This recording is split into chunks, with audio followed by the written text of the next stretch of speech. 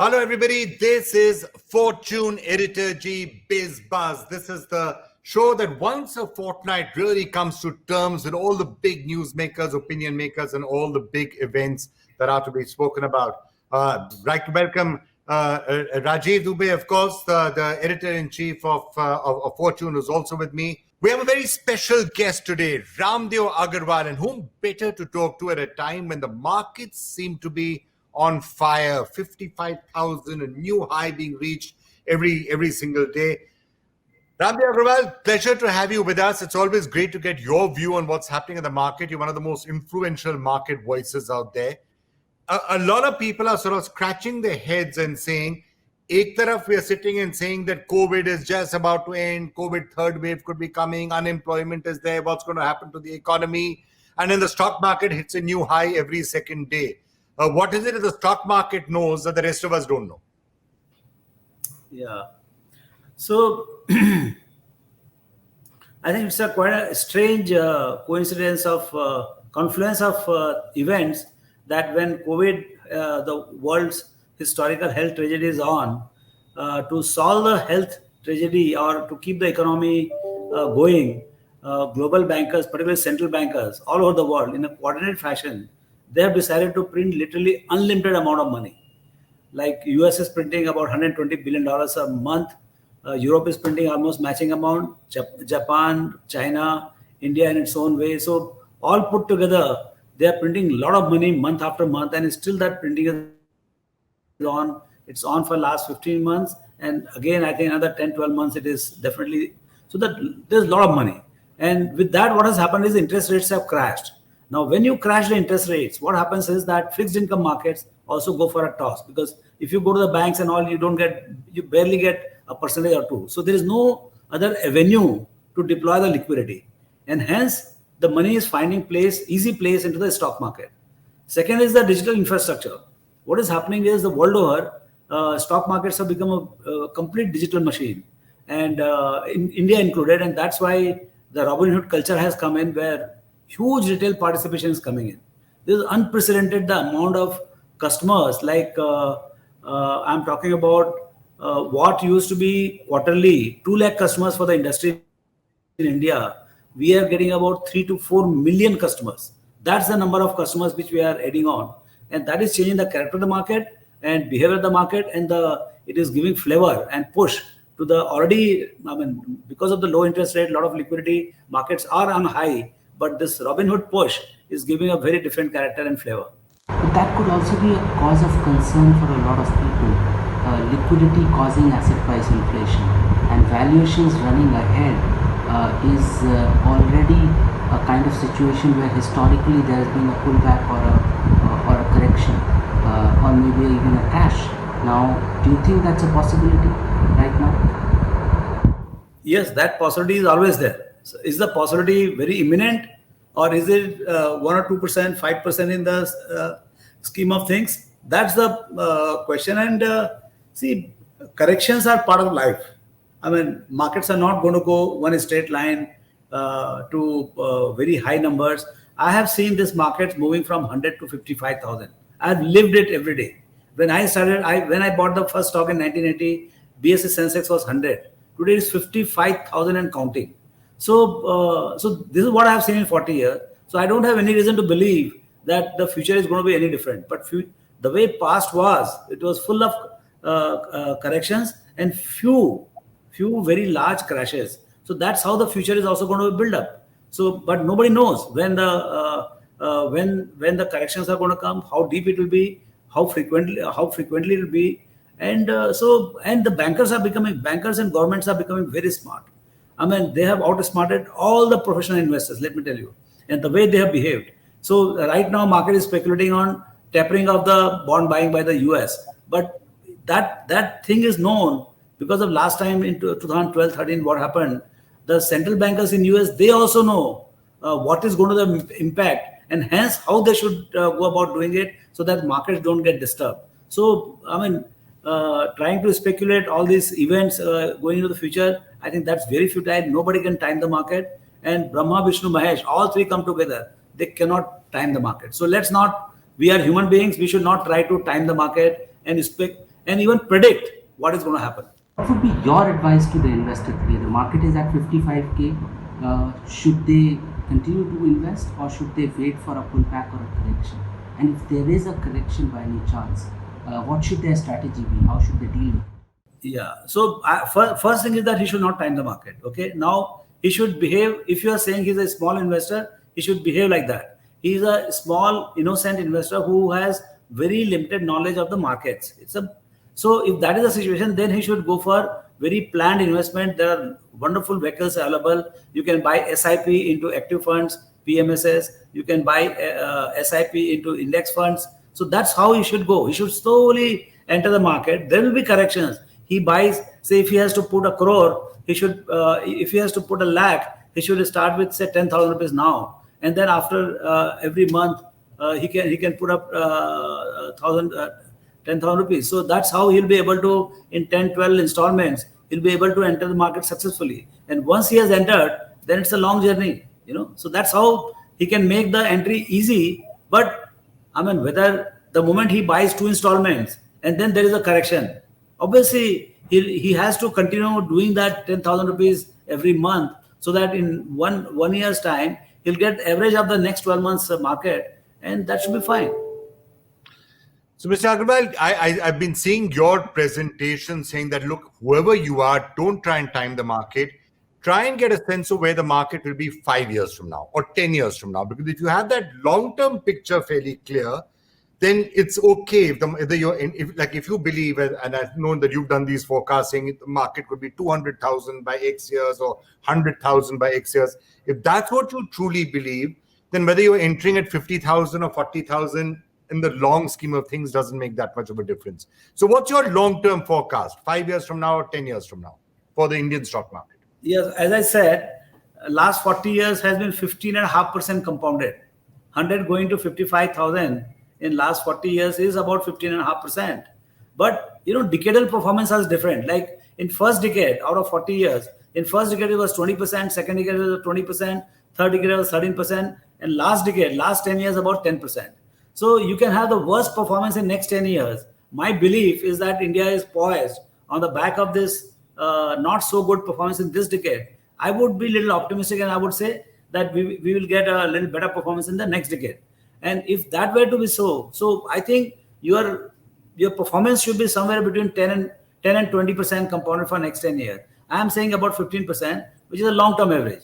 At 15%, every 5 years it doubles. You start at 55,000 or say 50,000. You will double in. It will become a lakh crore, a lakh index in 5 years, and 2 lakhs in 10 years. Now these numbers, when we say, they look very precise, but I don't mean very precise. I mean, even if you achieve by chance instead of 2 lakhs, if you achieve say 180, I think we have achieved broadly. Or if we overshoot to 225, then also it's fine. Or even if we achieve 130, 40, then also we have done well. So what I'm saying is that it is important to be in the marketplace. You should earn significantly higher than fixed income. What is your option? You'll go and put in, say, some kind of a bank fixed deposit or fixed income instrument that will give about 5%. Here you will get, even if you do very badly, you will make significantly higher than 5%. I mean, significantly higher means at least 10%, 2x. And if you are not lucky, if you are just about normal luck, you get 15%. And if you are really smart in the market, then 20%. That 20% is very tough to make, but 15% is much easier than what it looks to be. A lot of people will pull you out from the market, but 15% compounded is not very difficult in Indian stock market, at least for next 10 years. That's what I would think. Historically, the stock market boom has typically led to a real estate boom. With markets being consistently above 50K now, do you think a real estate boom is in the offing? Because that was largely dependent on black money made out of the stock market. And those days of making black money out of the markets are far gone. So my sense is real estate demand will come back very strongly. That's my sense. Now, what will happen is, first, volume will build up. Right now, number of flats or houses being sold have come down to some crazy level. it doesn't feel as if you're in India. You talk about 200, 300,000 houses being sold in a year. That looks, absolutely below potential of this country. So I think that revolution has to happen. Housing revolution has to happen in India, and it will happen because it's a basic necessity. So I'm quite sure volume will pick up, and with that, some price action will also happen. But seeing what has happened to the investors of real estate, I don't see investors coming back. Actual users will definitely come back, and hence you'll have a very healthy market going forward and a very large market. So I'm a little optimistic on outcome for the real estate companies, and maybe even the prices will be somewhat better. It's interesting that historically, like you were just now saying, a lot of small investors and others are now started with digital trading. They're all coming onto their computers and buying and selling shares. It's a lot more participation than used to happen. It's interesting that originally most Indians would just like to save in one thing, gold. But paradoxically, people are not buying gold that much right now because they're doing stock market trading. But do you think gold is really a very good investment right now with the same conditions that you're talking about, right? Lots and lots of liquidity out there, lots of printing of currency, notes, monetary debasement. Theoretically, all of those conditions are ripe for a major surge in gold at some point. Yeah. So I never liked gold for one thing, that gold itself doesn't produce anything. See, gold is just a sitting duck. If you have a kg of gold, after 100 years also it will remain 1 kg of gold. Now, because of inflationary system of the world, the paper currency or digital currency, what we have, there is always a 3, 4, 5% inflation. And that should reflect in the price of gold over a long period of time. But gold itself doesn't produce anything. And that's why as an asset class, I don't like it. For jewelry and all, that's a different thing. But basically for investing, you can have, whatever, see, in investing, one of the things is, first, whether you understand what you're doing. So if you're comfortable with equity, you should have a very large equity allocation. And then, of course, you can have real estate allocation. And that again depends on your comfort with what asset class you are comfortable with. Everybody is not comfortable with real estate. Like I am not a very big real estate fan. I'm all the way stock market guy. But I come across a lot of investors who are very comfortable with large real estate portfolio. They want to touch and feel the asset class, what assets they have, because in stocks you just get a statement for even $1 billion portfolio. So that they're not very comfortable with. So it all depends on, once you have earned the money, you have all the luxury of what you want to do. And if you want to optimize the return, I would say have a good blend of fixed income, equities and real estate and gold, whatever you want to have. So it's all a question of mix and what you're comfortable with. Typically, rallies are driven by large caps, and but this second half of this rally, this time round, also has a lot of mid cap and small cap participation. Now, are you a big believer in large caps only, or do you think there's still some steam left in small and mid caps? Yeah, again, I said the character of the market is changing. Initially, what happened was between 2014 and 18. The large caps did very well, and small caps were under tremendous pressure. So clearly, the reversion to mean happened, and the small caps came into being on the back of this Robin Hood crowd, and large caps took a little backseat for some time. So this keeps happening in the market, and I'm quite sure if small cap moves a little more, then large caps will follow after some time, which is happening right now. So these are things which keep these are alternative bouts of kind of a popularity for any segment. But I think on the whole, finally earnings, whether it is a small cap or large cap, that will decide the outcome. If you are a small company and you grow at 50% compounded, your return will be 50-55%. If you're a small company, if you're a very large company, you grow at 25%, your return will be 25%. So that formula is very clear, whether you are small, mid or large. The issue is that when you go to buy small companies with a large amount of money, typically what happens is you buy 4 or 5 small companies. Of that, only 1 or 2 company does well.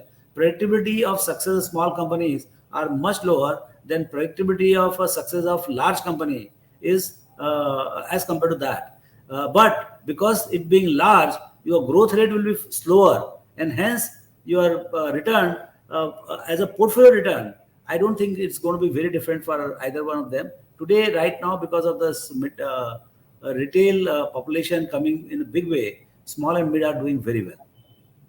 But what you're saying, the mantras, and let us shift to some different sort of areas to talk about. What you're saying, look at the EPS, look at the way the EPS is growing. What are the profitability of the company? Yes, these are all the metrics by which you would measure a steel company or a finance company or something else. But if you look at the new wave of the companies that are coming up, and especially in the digital domain, which is where a lot of excitement is happening in India and abroad, what EPS, what earnings, what profitability, what revenues, what multiples. I mean, look at Zomato. The more the losses, the valuation only goes up. So how is that fine? Do you think this is correct? And this is a new world that we are seeing out here, and it will continue? Vikram, there are two issues in this. I mean, yes, they are right. They are right. They are not fools. And so there is a price and value. There is a value in what is happening. Say Zomato or Nykaa or whatever companies you talk about, which are going to be digitally getting listed here, there is a definite lot of value in them. The issue is the price at which they are getting listed. Is it significantly higher than the underlying value? That is for the person who is buying the company, and he is valuing the future. What is happening is these are companies which are tremendous promise of future is tremendous. Now, how much you want to believe in and how you want to value them, that is completely your problem. But these companies are valuable. They are making difference in life of consumers, and they are performing something which is very much needed by you and me, everybody.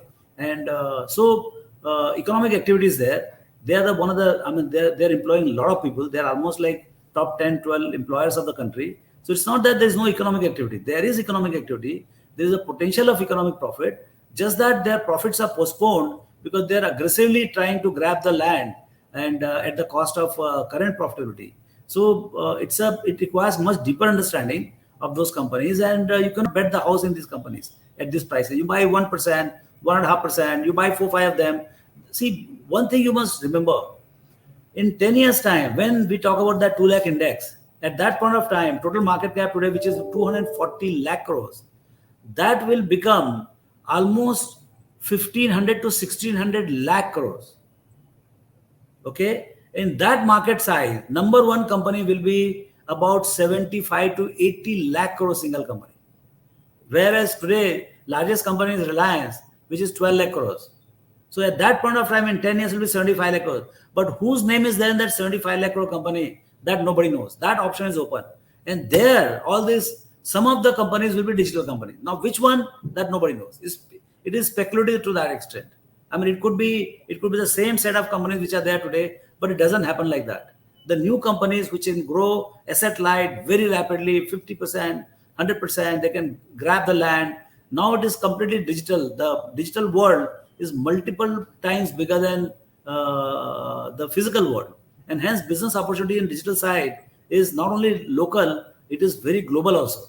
So I think next 10 years will be very exciting for these companies. And there will be a lot of companies which will fall by the wayside. So there is nothing, no certainty about these companies who are going to win. But whosoever wins, they will win disproportionately large. That is a kind of promise. And hence it's a kind of a investing and a lot more speculating also, I would say. Mr. Agrawal, you made some very good early bets on the likes of Hero, for instance. Now, in the current circumstances, do you think electric vehicles are worth betting on? Yes, but this is not like a 0 or 1 kind of situation. The transition, the disruption is there, but this disruption is on. Actually, it has got a lot of momentum because of successful launch of Tesla. But otherwise, the adoption is very slow. It is very expensive. The batteries are very expensive. So maybe it is a 10, 15, 20 year transition. And I mean, it has not become very common man's kind of transition, in the sense that the cars which they are making, they're still $30,000, $40,000, $50,000 cars. They're not still suited for Indian situation where we sell $4,000, $5,000 cars. So yes, disruption it is no more a lab issue. It is now commercial. So I mean, this disruption is one of the world's largest technological disruption. And of course, there will be winners of them. And I mean, we don't know who are going to the winners. I mean, this EV play in India per se is very limited right now. There is a lot of talks, but maybe I think it is going to hurt some of the existing IC players a lot more, or maybe the current IC players are the only guys who are going to change the. I mean, who will bring the newer products onto the surface here. So we don't know what's going to happen. Right. Last couple of questions. First of all, cryptocurrency, is that something that you're very excited about? There are a lot of those same people who are trading and day trading are now sort of dabbling with cryptocurrency. Looks a little scary to somebody seeing it from outside because, you don't know what the regulation will be and other things. What's your view on cryptocurrency? I don't understand, Vikram. I'm zero on crypto, so I would avoid. In the sense that the way I don't understand diamond, I don't understand many things. Most of the things we don't understand. We understand maybe stocks, maybe something in real estate. So I will keep my investing very simple and stay away clearly where I can lose serious amount of money. I don't want to speculate and take the probability of losing a lot of money out of something which you don't understand. Okay, then something that you do understand very clearly is IPOs. So which are some of the IPOs that you're really looking forward to? I mean, there's a lot of talk about NSE. I think that's a big one that people are waiting to see when NSE is going to list and what the final price is going to be. What's your view on that? That obviously is something which would be very closely monitoring. Yeah, so it's a combination of a lot of things. One is a monopoly. One is the stock market itself. The stock market, as we said, it is going to go to 200,000. So that's the belief. Now, in that situation, I don't know whether you are aware how much we trade every day. Have you got any idea how much the trading volume is today? I have no idea what it is this week. Yeah, yesterday it traded 97 lakh crores, $1.4 trillion. Okay, so every day the nominal value of trading is more like 60 lakh crores, and that is growing at about 25%. And there is only one place where you are crossing the transaction, that is NSE. So NSE is a stock market trading monopolistic kind of a situation. One is that. Second is that it's a digital in character. God knows in 10 years' time whether we'll be trading all the stocks of all over the world, all the stocks of the world, all the time. It could be 24/7, all the stocks in the world. So I think possibilities are immense and entry barriers are very high. I mean, though if government or SEBI gives licenses to new guys, it is very tough to crack this particular network effect of NSE. And they are digital also. They are very digital. You can buy, sell anywhere in any part of the world. So it's a unique, massive,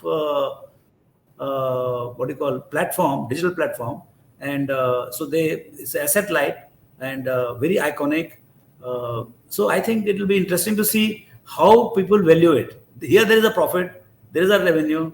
I think yesterday only they declared the result 20 rupees for the quarter. So we are talking about more like 80 to 100 rupees EPS, which is unheard of in a digital company. So because they earn, maybe valuation will be reasonable. But otherwise... if they were announcing a massive loss, it would be some, 5,000 rupee listing because they are announcing results. But it will be interesting to see. I mean, as the SEBI permits for the IPO in next quarter or so, or maybe next year, I think it will be an event. Okay. 5 ideas. I'm going to ask you some rapid fire questions which are fun in a couple of minutes. But before that, if I had to ask you on behalf of all the people watching this, give us some ideas of where, if there's any investor out there saying, I want to have some money, I want to put it inside, where would you suggest that they should put money? Which sectors, which areas, if not individual stocks? Within the stocks? Yeah, within the stocks. Yeah, I would start with Indian IT, Indian pharma, Indian consumer, Indian banks and financial services. That would Indian insurance. So those 4-5 sectors will kind of eat away everything. Okay, those are the best ones. And then a small amount you were saying earlier in digital is the one that you should suggest. Yeah, that is a little speculative, but yes, slowly 1%, buy something which you like. Okay, Mr. Agrawal, let's do something slightly different. Let's try a rapid fire round with you, which is, I'm going to say 4 or 5 words. And if you can very quickly, the first word that comes to your mind, you said let's do something different, let's just try it. I'll just say some things. The first word that comes to your mind, all right? Yeah. Reform. Yeah, rapid fire. So reform, what word comes to your mind? Manmohan Singh. Growth, Infosys. multi-bagger, Digital. startup, India. okay, blockchain, Very promising. I don't understand. book you must read, Hyperscale. Bliss scaling. okay. Bliss scaling by Hoffman. All right, last one, Sensex. I see 200,000 in 10 years. Aha, that's an interesting final thing. 200,000 in 10 years. That's the statement out there from Mr. Agrawal. So thank you so much, Raamdeo ji. Always a pleasure talking to you. And it's been a really, really exciting run for the market, especially from the lows of March 2020. I think we have a very exciting few years ahead of us. Let's see what happens. Thank you so much for joining us. Thank you.